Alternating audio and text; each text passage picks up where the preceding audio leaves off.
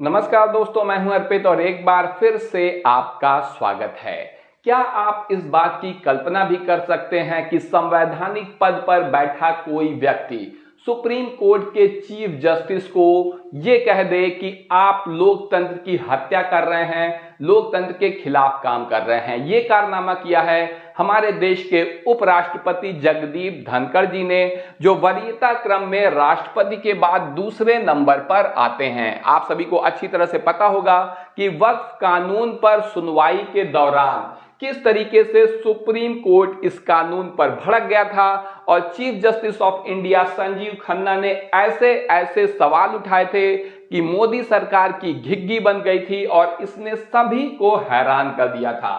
लेकिन भाजपाइयों से ज्यादा तकलीफ उपराष्ट्रपति जगदीप धनखड़ को हो गई इस मामले में, और यही वजह है कि सीजेआई खन्ना को सीधे उनके पद से हटाने की धमकी देने लगे। आप देख सकते हैं, जागरण की यह खबर है कि राष्ट्रपति को आदेश देना लोकतंत्र के खिलाफ सुप्रीम कोर्ट की किस टिप्पणी पर भड़के उपराष्ट्रपति धनखड़। तो उपराष्ट्रपति धनखड़ ने सुप्रीम कोर्ट पर सीधा हमला बोल दिया है, जो इनकी वरीयता को देखते हुए हमारे संविधान के अनुसार बहुत ही शर्मनाक है। इनका कहना है कि सबसे बड़ी विधायिका है और उसी के हिसाब से सब कुछ चलना चाहिए। जब ये बंगाल के गवर्नर थे, राज्यपाल थे, उपराष्ट्रपति बनने के पहले ये बंगाल के गवर्नर हुआ करते थे और वहां पर इनका काम ही था कि वहां की जनता की चुनी हुई सरकार, ममता बनर्जी के सरकार के कामकाज में अड़ंगा लगाना। और अब सुप्रीम कोर्ट ने यहां पर फैसला दिया है कि राज्यपाल का तरीका गैर कानूनी और मनमाना। सुप्रीम कोर्ट ने एमके स्टालिन को थमा दिया ब्रह्मास्त्र। आपको बता दें कि एमके स्टालिन जो है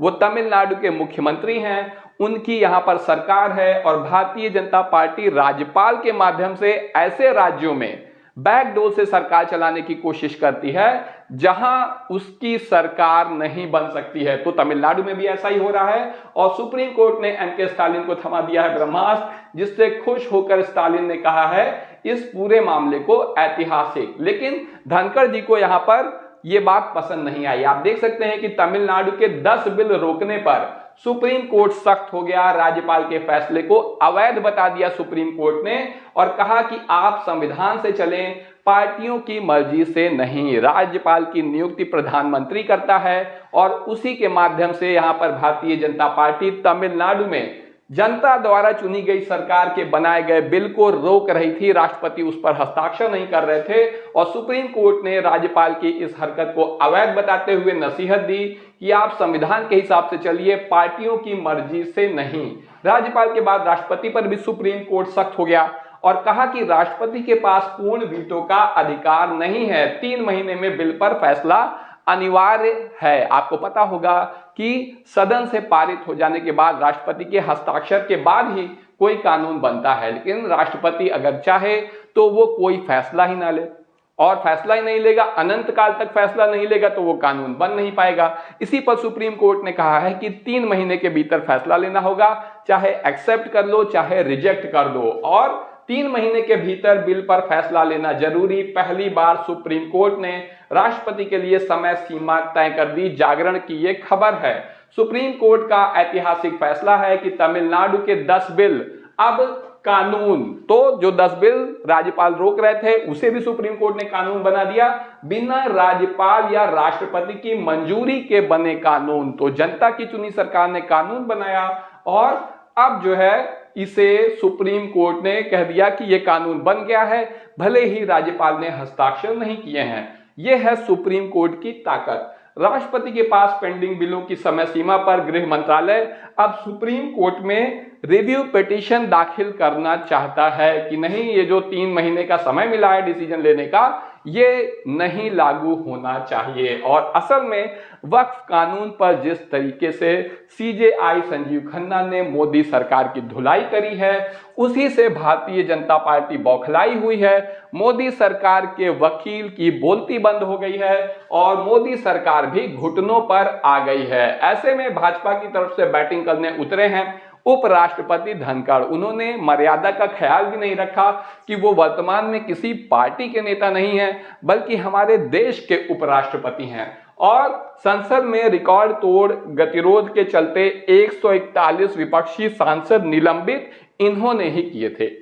एक दिन में 141 विपक्षी सांसदों को इन्होंने निलंबित कर दिया था।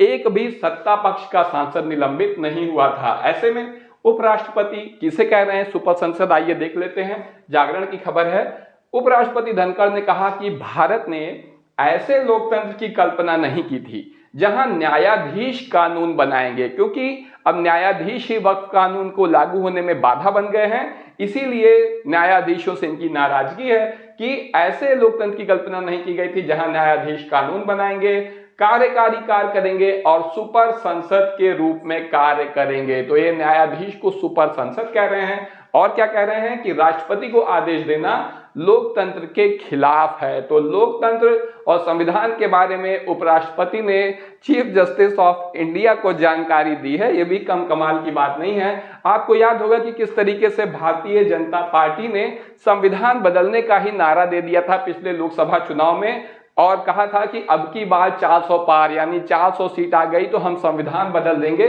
तब कहां थे उपराष्ट्रपति धनखड़, और ये क्यों बौखलाए हैं? ये बौखलाए हैं सुप्रीम कोर्ट के एक के बाद एक ऐतिहासिक फैसलों से। और आपको याद होगा कि किस तरीके से महाराष्ट्र में कुछ साल पहले एकनाथ शिंदे शिवसेना को तोड़कर राज्यपाल की मदद से मुख्यमंत्री बन गए थे। उस वक्त धनखड़ जी को कोई तकलीफ नहीं हुई थी। इसी तरह मणिपुर में भाजपा विधायकों ने ही सरकार के मुख्यमंत्री के खिलाफ बगावत कर दी थी और मणिपुर कांग्रेस ने बीरेन सिंह सरकार के खिलाफ अविश्वास प्रस्ताव पेश किया था, और उस वक्त भी उपराज्यपाल की मदद से यहां पर राष्ट्रपति शासन लगा दिया गया था और कांग्रेस को सरकार बनाने से रोक दिया गया था। जाहिर सी बात है लोकतंत्र की हत्या थी, लेकिन उस वक्त उपराष्ट्रपति महोदय को कोई तकलीफ नहीं हो रही थी। और अब राष्ट्रपति को आदेश देना लोकतंत्र के खिलाफ बता रहे हैं और सुप्रीम कोर्ट को संविधान और लोकतंत्र की जानकारी दे रहे हैं। यही उपराष्ट्रपति धनखड़ जी सीबीआई डायरेक्टर और मुख्य चुनाव आयुक्त के नियुक्ति पैनल से चीफ जस्टिस ऑफ इंडिया को हटाने की अपील खुले मंच से कर रहे थे। आपको याद होगा सीबीआई निदेशक की नियुक्ति में सीजेआई का क्या काम है, चीफ जस्टिस ऑफ इंडिया का क्या काम है। सीबीआई की जो रेड पड़ती रहती है, अगर सीजेआई भी उसकी नियुक्ति में शामिल रहेंगे तो इस तरह से सरकार की मनमानी सीबीआई और चुनाव आयोग के माध्यम से नहीं चल पाएगी। यही काम है। लेकिन उपराष्ट्रपति जी इतने भोले हैं कि उन्हें यह सब पता नहीं है। क्या मोदी सरकार हिटलर शाही चलाना चाहती है?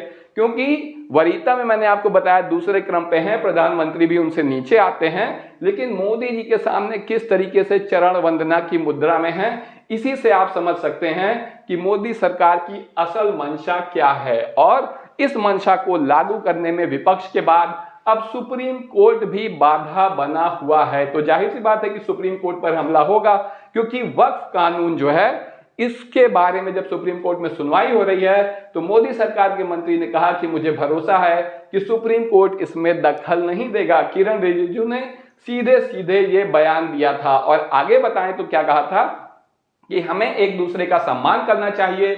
अगर कल सरकार न्यायपालिका में हस्तक्षेप करती है तो ये अच्छा नहीं होगा। यानी सुप्रीम कोर्ट को धमकी दे रहे हैं कि अगर आपने वक्फ कानून में हस्तक्षेप किया तो कल को सरकार भी न्यायपालिका के कामकाज में हस्तक्षेप करेगी। तो क्या आपको लगता है कि मोदी सरकार की उल्टी गिनती अब शुरू हो गई है, क्योंकि इसका घमंड अब 7वें आसमान पर पहुंच चुका है? आपकी जो भी राय हो कमेंट करके जरूर बताएं। वीडियो को लाइक करिए, चैनल को सब्सक्राइब करिए और अपने दोस्तों के साथ शेयर करना ना भूलिए। धन्यवाद।